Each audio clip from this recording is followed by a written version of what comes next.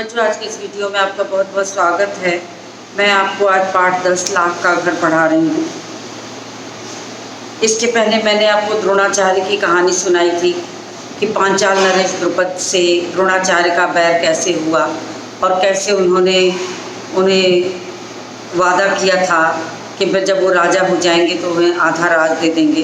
परंतु राजा होने के बाद जब वो अपनी इस बात को भूल जाते हैं और द्रोणाचार्य उनके यहाँ से वापस चले आते हैं अपमानित होकर, और पांडवों के घराने में हस्तिनापुर में वे पांडव और कौरवों के कुरुवंश के गुरु बन जाते हैं। उस दौरान जब उन्होंने गुरुदक्षिणा मांगी थी तो गुरुदक्षिणा में उन्होंने यही मांगा था कि राजा द्रुपद को हराकर उनके सामने लाने के लिए। तो जब हरा के लोग लाते हैं तो उन्होंने अपने उस अपमान को याद दिलाया कि कभी तुमने भी मुझसे कहा था कि मैं राजा हो जाऊंगा तो आधा राज दे सकता हूँ, दोस्ती बराबर वालों में होती है।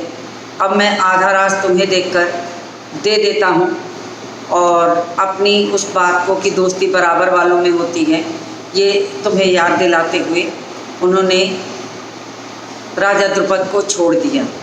राजा द्रुपद के मन में भी ये भावना आ गई थी कि द्रोणाचार्य से उन्हें किसी न किसी रूप में बदला तो लेना ही है। तो उन्होंने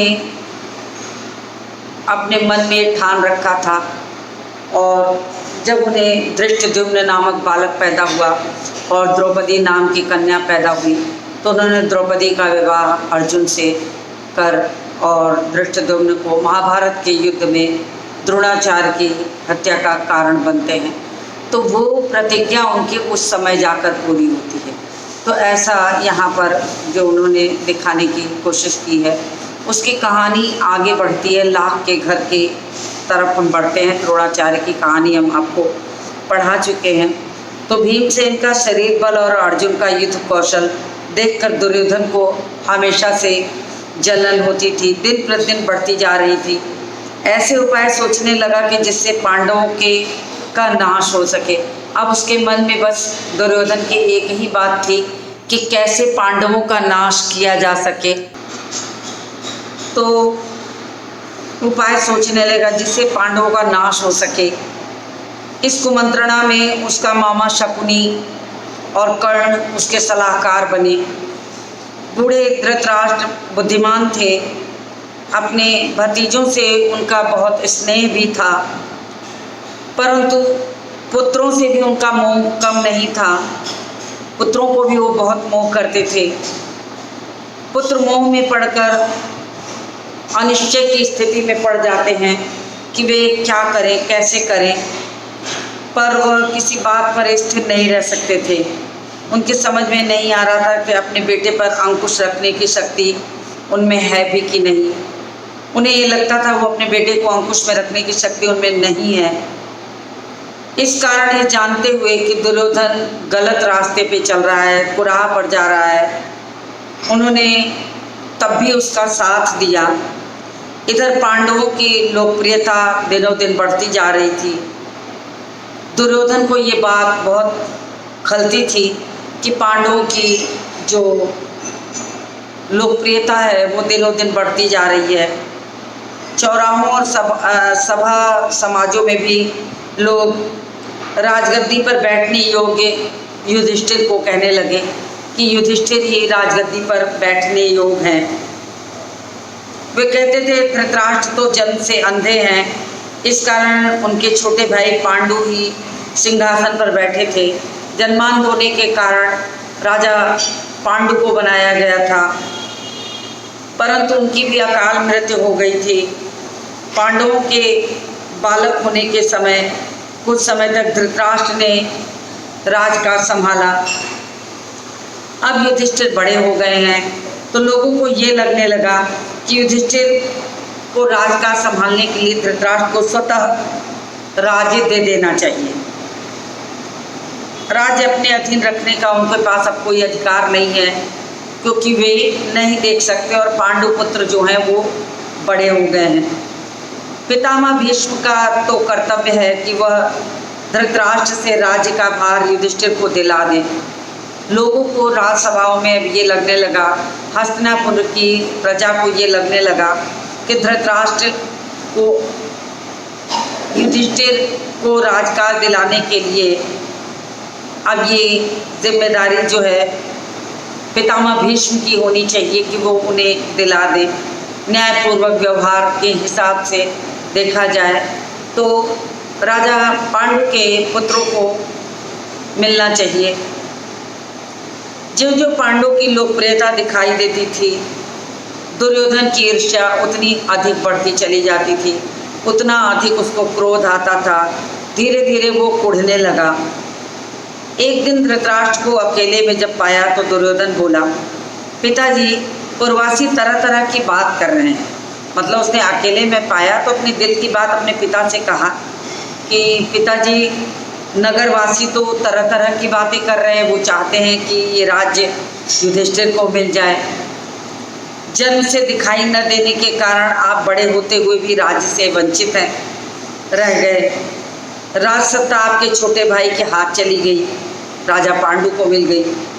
अब यदि युधिष्ठिर को राजा बना दिया गया तो पीढ़ियों तक हम राज्य करने की आशा ही नहीं कर सकते।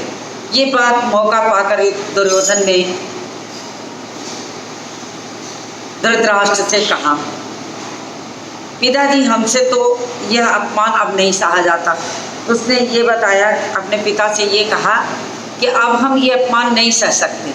अब हमें अत्यधिक अपमानित लगता है कि छोटे भाई के पुत्र होकर के युधिष्ठिर को राज्य मिले और आप बड़े होकर मुझे राज्य से वंचित किया जाए। नियम विरुद्ध होने लग रहा था। ये सुनकर राजा धृतराष्ट्र सोच में पड़ गए। बोले, बेटा तुम्हारा कहना ठीक है, लेकिन युधिष्ठिर के विरुद्ध कुछ करना भी तो ठीक नहीं है। पिता ने दुर्योधन को समझाने की कोशिश की कि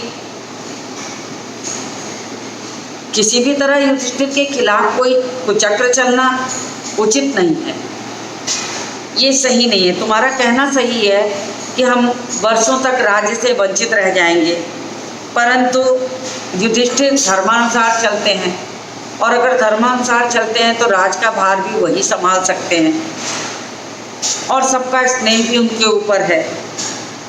अपने पिता के समान ही वो गुणवान भी हैं, इस कारण जो प्रजाजन उन्हें ज़्यादा चाहते हैं। दुर्योधन को ये बात कुछ जची नहीं, धृतराष्ट्र की बात भी उन्हें नहीं जची। उन्हें लगा कि पिता की भी सहमति युधिष्ठिर की तरफ ही जा रही है, तो उन्होंने ये बिल्कुल ही उचित नहीं समझा कि किस तरह से राजकाज जो है वो संभालने की जो कुचक्र रच के किस तरह से उन्हें उनके हाथों से ये राज्य ले लेना चाहिए। ये बहुत बड़ी स्थिति बिगड़ रही थी और दुर्योधन बस इस चालाकी में था कि किसी भी तरह से वो राज संभाल ले।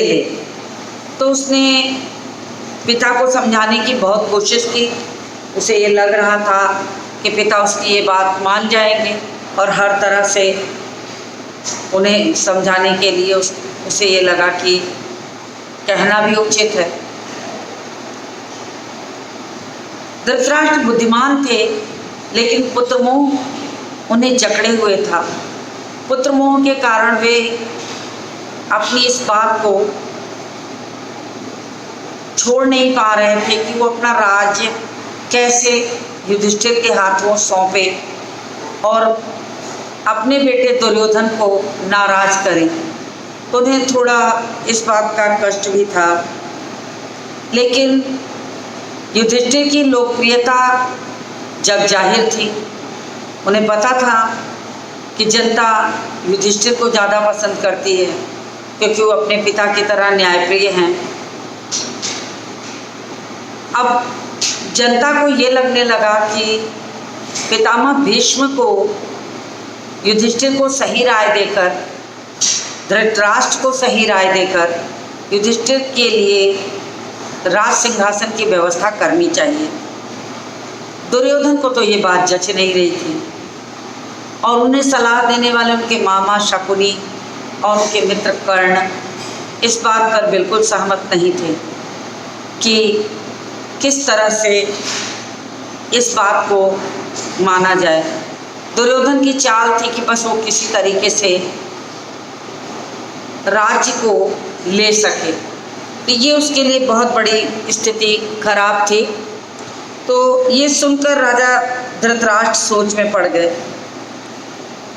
अब राजा धृतराष्ट्र को मौके के तलाश में था दुर्योधन की धृतराष्ट्र को कभी अकेले पाए, जब उसके पास न भीष्म हो न कोई अन्य हो, तो अपने दिल की बात उनके सामने रख दे।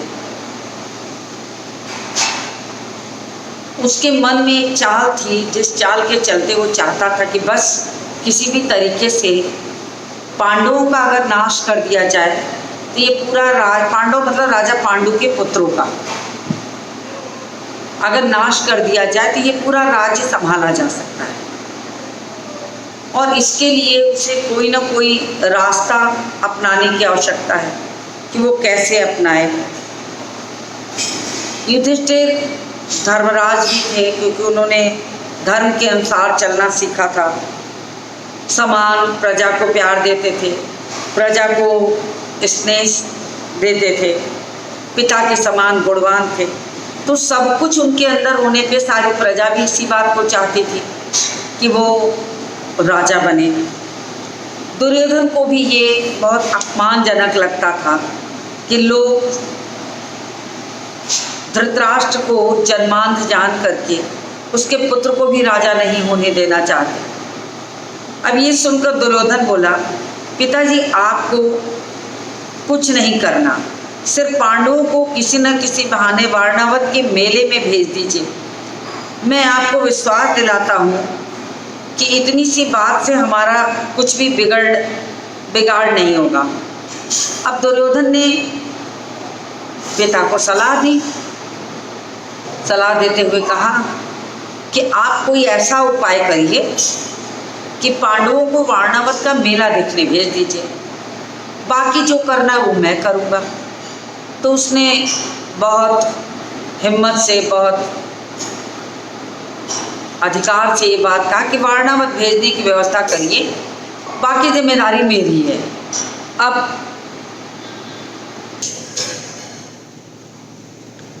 वारणावत भेजने की व्यवस्था के लिए उपाय बनाना था, तो धृतराष्ट्र को कुछ ना कुछ तो कहना ही पड़ेगा।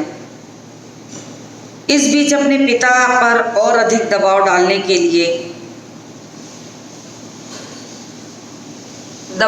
के इरादे से दुर्योधन ने कुछ कूटनीतिज्ञों को अपने पक्ष में मिला लिया। अब पिता पर पूरा अपना दबाव बना रहे कि वो जो कह रहा बिल्कुल सही कह रहा है, ये सोचकर उसने तमाम ऐसे राजनीतिक कूटनीतिज्ञ लोगों से सहमति ली, चाल चली कि सब लोग अगर मिल करके धृतराष्ट्र को समझाएंगे तो ये निश्चित है कि धृतराष्ट्र इस बात को मान सकते हैं। तो बारी बारी सब लोगों ने धृतराष्ट्र को समझाने की कोशिश की। पांडवों के विरुद्ध सब धृतराष्ट्र को उकसाने लगे। बहुत बार कहा कि वारणावत के मेले में भेज दीजिए, बाकी आगे का काम हम लोग देखेंगे। इनमें एक था कर्णिक नाम का एक ब्राह्मण मुख्य था, जो शकुनी का मंत्री था। कर्णिक नाम का एक ब्राह्मण था और शकुनी का मंत्री था। उसने धृतराष्ट्र को राजनीतिक चालों का भेद बताते हुए अनेक उदाहरण और प्रमाण देकर तमाम दलीलें दी। बहुत दिमागदार था, बहुत तेज था, कूटनीतिज्ञ था। उसने धृतराष्ट्र को बहुत तरीके से समझा के सहमति दिलाई कि समय जिस चीज को मांगे उसी कार्य को करना चाहिए, और घुमा फिरा के दुर्योधन के पक्ष में सब बातें कह के कहते हैं ना कि कहते कहते किसी कोई बात लगातार कहते रहिए तो वो मन पे समा जाती है। तो उनके भी मन पे वो समाने के लिए शकुनी का जो मंत्री था, शकुनी तो दुर्योधन का मामा था, वो तो चाहता ही था कि किसी न किसी तरीके से धृतराष्ट्र को चाल खेल करके समझा बुझा दिया जाए। और उसने कर्णिक को भी मिला लिया और कर्णिक को मिलाकर तमाम तरह से दलीलें दी, उसकी पुष्टि की। अंत में बोला कि राजन, जो ऐश्वर्यवान है वही संसार में श्रेष्ठ माना जाता है। यह बात ठीक है कि पांडव आपके भतीजे हैं, परंतु वे बड़े शक्ति संपन्न भी हैं। इस कारण अभी से चौकन्ने हो जाइए। आप पांडुपुत्रों से अपनी रक्षा कर लीजिए, वरना पीछे पछताइएगा। तो उसने समझाने के लिए रास्ता निकाला कि जो आज के दौर में शक्ति संपन्न होगा, वास्तव में उसी की जीत होती है संसार में। और ये कह करके उसने ये दिखाया कि हर तरह से पांडव शक्ति संपन्न हैं। आज नहीं तो कल वो आपको परास्त करके आपके सामने, आपकी आंखों के सामने सब कुछ आपसे छीन लेंगे, फिर आपको पछताने के अलावा कुछ नहीं मिलेगा। आज आपके पास मौका है, आप गद्दी पर हैं, दुर्योधन की बात मान लीजिए। और समय रहते अगर आपने अपना राजभार जो है वो मजबूत कर लिया तो संभवतः आपको किसी और तरह की परेशानी नहीं आएगी। तो कर्णिक और शकुनी, कर्ण तीनों ने मिलके इस तरह से धृतराष्ट्र का मतिभ्रम कर दिया, ये कहते हुए कि माना कि वो आपके भतीजे हैं, लेकिन पांडव आपसे ज़्यादा बलशाली हैं, इस बात को आप मानने को तैयार रहिए। जब आप इस बात को मान लेंगे कि वो आपके भतीजे हैं और बलशाली हैं, तो आज नहीं तो कल वो आपके हाथ से पूरी सत्ता ले सकते हैं, इस बात को भी मान लीजिए। तो इस बात को वो समझाने की कोशिश करता है, वरना कहता कि वरना बाद में आप पछताइएगा। कर्णिक की बातों पर धृतराष्ट्र विचार कर रहे थे कि दुर्योधन ने आकर कहा, पिताजी, आप अगर किसी तरह पांडवों को समझाकर वारणावत भेज दें तो नगर और राज्य पर हमारा शासन पक्का हो जाएगा। उन्होंने कहा, चाल नहीं बताई, चीजें नहीं बताई, आगे का कारण नहीं बताया, बस ये कहा कि अगर आपने उन्हें वारणावत के मेले में भेज दिया तो संभवतः आगे का रास्ता आसान हो जाएगा। इस आसान रास्ते को बताने की व्यवस्था के लिए उन्होंने कहा कि बस आपका काम इतना ही है कि आप कुछ भी करके उन्हें वारणावत के मेले में भेज दीजिए समझा बुझाकर। तो ये निश्चित है कि फिर आगे की जिम्मेदारी हमारी है, राज्य पर हमारा शासन हो जाएगा और शासन पक्का हो जाएगा, ये निश्चित है। ये बात जो है वो कहना चाहते हैं, समझाना चाहते हैं। तो उनसे जो हमें खतरा है वो खतरा भी टल जाएगा और हम हर तरह से सुरक्षित हो जाएंगे। दुर्योधन और उसके साथी धृतराष्ट्र को रात दिन इस तरह पांडव के विरुद्ध कुछ न कुछ कहते सुनाते रहते। अब दुर्योधन के साथ मित्रता करने वाले जो लोग थे, उन्होंने ठान लिया था कि धृतराष्ट्र और दुर्योधन को अगर लगातार हम ऐसी बातें समझाते रहेंगे तो ये निश्चित है कि आने वाले समय में ये बात सिद्ध हो जाएगी कि हम कौरवों का राज यहाँ कर देंगे, कुरुवंश जो है स्थापित हो जाएगा और पांडवों को यहाँ से या तो जाना पड़ जाएगा या तो परास्त हो जाना पड़ेगा। तो खतरा जो है वो सारा टल जाएगा। तो दुर्योधन और उसके साथी धृतराष्ट्र को रात दिन इसी तरह पांडवों के विरुद्ध कुछ न कुछ कहते सुनाते रहते, उन पर अपना दबाव डालते रहते। आखिर धृतराष्ट्र कमजोर पड़ गए। लगातार कहा जाता है ना कि लगातार अगर किसी बात को रटा जाएगा तो वो दिन दूर नहीं होता है कि जब लोगों को ये लगने लगता है कि हाँ यही बात सही है। तो यही बात सही है कि स्थिति को समझाने के लिए लगातार उस बात को हम कहते रहते हैं। और उसका परिणाम क्या होता है कि आप लोगों ने सुना ही होगा कि रसरी आवत जात सिल पर परत निशान। अगर किसी बात को हम निरंतर रटते रहें, एक पत्थर पर अगर रस्सी को निरंतर खींचते हैं तो रस्सी भी अपना निशान उस पत्थर पे छोड़ देती है।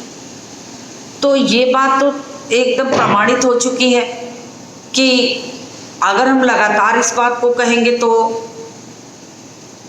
सभी को इस बात को मानना ही पड़ेगा। तो आखिरकार धृतराष्ट्र भी जो थे कमजोर पड़ गए और लाचार हो गए। उन्हें लगा कि नहीं, बेटे की बात मान लेने में बहुत भलाई है। तो उन्होंने सोचा कि अब बेटे की बात मान ही लेनी चाहिए। अब दुर्योधन के पृष्ठपोषकों ने, पिछलग्गू जो थे, जो उनके पीछे पीछे घूमते थे, चाटुकारिता करते थे, जो उनकी हाँ में हाँ मिलाते थे, जो उनकी हर बात को सुनते थे, उन्हें लगता था कि बस अगर हमने दुर्योधन का साथ दिया तो हम सुरक्षित हैं। तो ऐसे चाटुकारिता चापलूसी करने वाले जो लोग थे वो लगे वारणावत की सुंदरता का और उसकी खूबियों का पांडवों को बखान करने कि वारणावत तो ऐसा है, वारणावत तो ऐसा है। तमाम खूबियाँ, तमाम सुंदरता का वर्णन करते जाते और बार बार ऐसा कहकर पांडवों को ललचाते कि वो जाएं और देखने की कोशिश करें। अब ये बात उनके मन में घूमने लगी। कहा कि वारणावत में एक भारी मेला होने वाला है जिसकी शोभा देखते ही बनेगी। उनकी बातें सुन सुनकर खुद पांडवों को भी वारणावत जाने की उत्सुकता हुई। अब साथ ही साथ ये मान के चलिए कि उनको समझाने वाले जो लोग थे वो इतनी ज़्यादा सुंदरता का वर्णन बढ़ा चढ़ाकर करने लगे कि अंततः उन्हें लगा कि वारणावत का मेला वास्तव में देखना चाहिए। पांडवों को खुद भी लगने लगा। उनकी बातें सुन सुनकर खुद पांडवों को भी वारणावत जाने की उत्सुकता मन में आ गई। अब उनके मन में भी उत्सुकता जागी कि क्यों न एक बार चल के वारणावत को देख लिया जाता है। उन्होंने फिर खुद ही हिम्मत जुटाई और धृतराष्ट्र के पास आ गए और उनसे अनुमति मांगने लगे। अब तो सारी समस्या का समाधान ही हो गया। दुर्योधन की जो चाल थी वो खुद ही पूरी हो गई। उसकी तो बस नियत ये थी कि किसी तरह वारणावत के मेले में भेजा जाए, जिसके लिए उसने कूटनीतिज्ञों को, तमाम चाटुकारिता करने वाले लोगों को, तमाम लोगों को आगे पीछे लगा रखा था कि किसी तरह पांडवों के मन में और धृतराष्ट्र के मन में ये बात आ जाए तो उसका काम बन जाए। तो अंत में पांडव भी सुनते सुनते वारणावत की बातें सुनते सुनते उनके मन में आई गया कि धृतराष्ट्र से एक बार सहमति लेकर चलना चाहिए, पूछने चलना चाहिए। तो वो अनुमति लेने के लिए पहुंच जाते हैं। धृतराष्ट्र की अनुमति पाकर पांडव बड़े खुश हुए। अब उनको तो इस चाल के पीछे का कारण पता नहीं था कि वास्तव में क्या है इसके पीछे की चाल, लेकिन जब उन्हें मिला, आज्ञा मिल गई, धृतराष्ट्र ने दे दी, तो वो बड़े प्रसन्न हुए। भीष्म आदि से विदा लेकर माता कुंती के साथ वारणावत के लिए रवाना हुए। उन्होंने माता कुंती को भी ले लिया। कहते कि मेला ही तो देखने जा रहे हैं, माता कुंती को भी ले चलते हैं। तो उन्होंने माता कुंती को भी ले लिया और वारणावत के मेले में जाने की तैयारी कर ली। अब क्या था, अब दुर्योधन को तो मानो मुंह की मांगी हुई चीज मिल गई। वो तो यही चाहता ही था। तो पांडव के चले जाने की खबर पाकर दुर्योधन की तो खुशी की सीमा न रही। उसे लगा वाह, बिन मांगे मोती मिले। तो बिन मांगे मोती मिले तो स्थिति वही हुई। वो तो यही चाह रहा था, इसी के लिए वो धृतराष्ट्र को समझा रहा था, इसी के लिए वो कर्णिक को लगाया था, इसी के लिए उसने कर्ण और शकुनी जैसे चाटुकारों को लगाया था कि बस किसी तरह धृतराष्ट्र भी ये बात मान जाए और स्वतः पांडव मान जाए। तो पांडवों को समझाने के लिए तमाम लोगों को लगा दिया और सुनते सुनते पांडवों को भी ये लगने लगा कि एक बार वर्णावत का मेला देखना ही चाहिए, बुराई क्या है इसमें, मौका मिला है तो देख लो।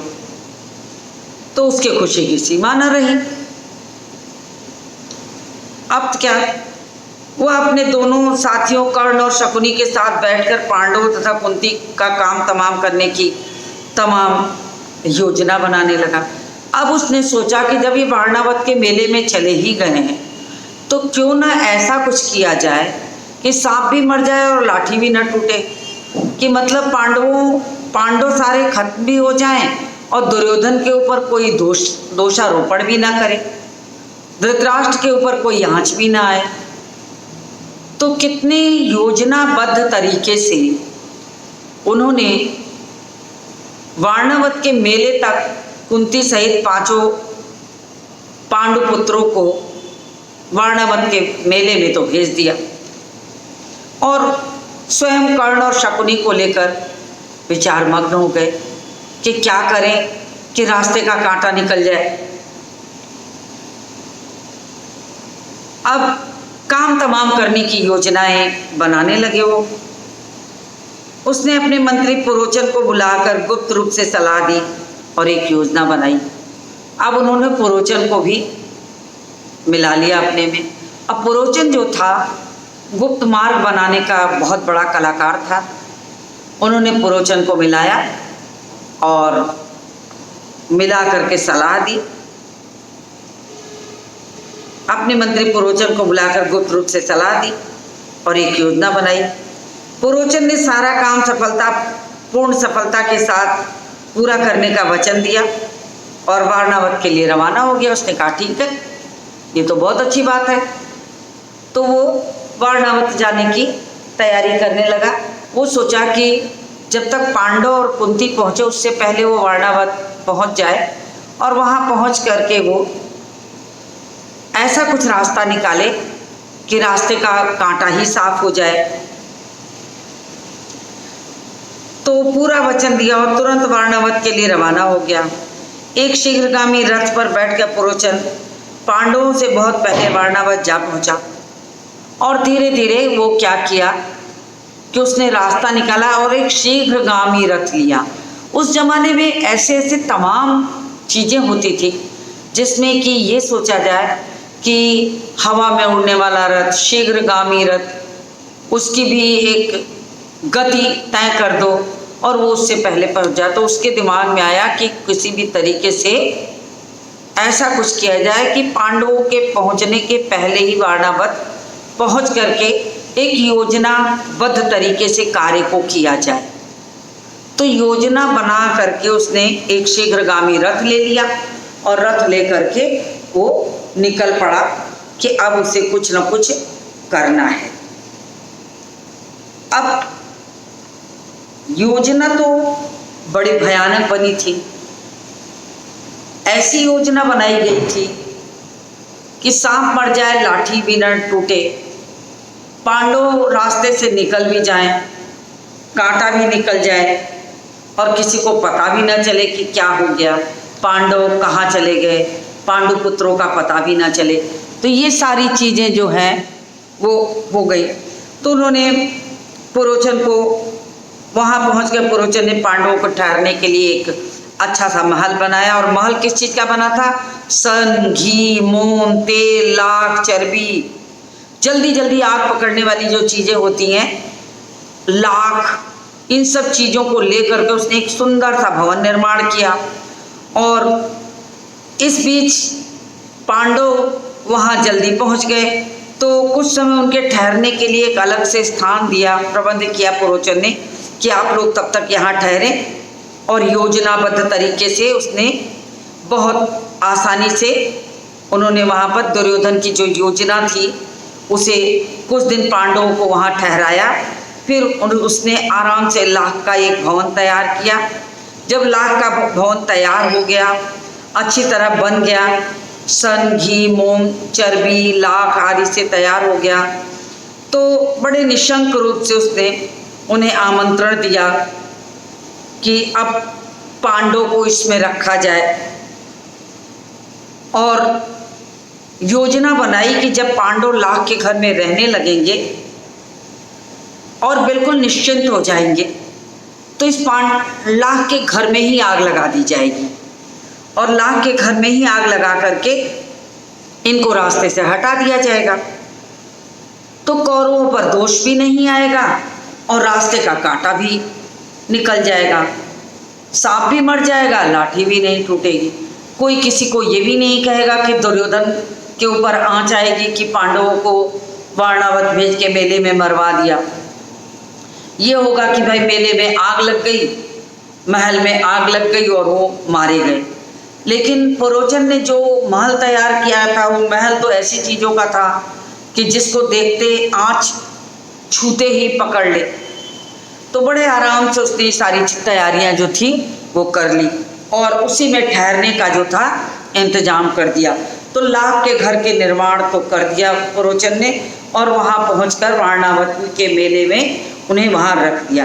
अब पांडवों की रक्षा कैसे हुई मैं इसको आपको अगले पाठ में पढ़ाऊंगी और यहाँ तक पढ़ाने के बाद मैं आपको इनके प्रश्नों के उत्तर लिखवाऊंगी। तो मैं एक पाठ अगले वीडियो में बनाऊंगी और उसको आपको पढ़ाने के बाद फिर मैं, क्योंकि कहानी लाख के घर तक अगर मैं छोड़ दूंगी तो पांडवों की रक्षा कैसे हुई ये कहानी थोड़ी अधूरी सी लगने लगेगी। तो मैं यहाँ तक पढ़ा के आपको तब आपको इसके प्रश्नोत्तर का कार्य करूँगी। तो आज ये लाख के घर की कहानी यही समाप्त होती है। पांडवों की रक्षा की कहानी लेकर मैं अपने अगले वीडियो में आऊँगी। तो आप मेरे साथ बने रहिए। आज के इस वीडियो को यही समाप्त करती हूँ और मिलती हूँ आपसे अगले वीडियो।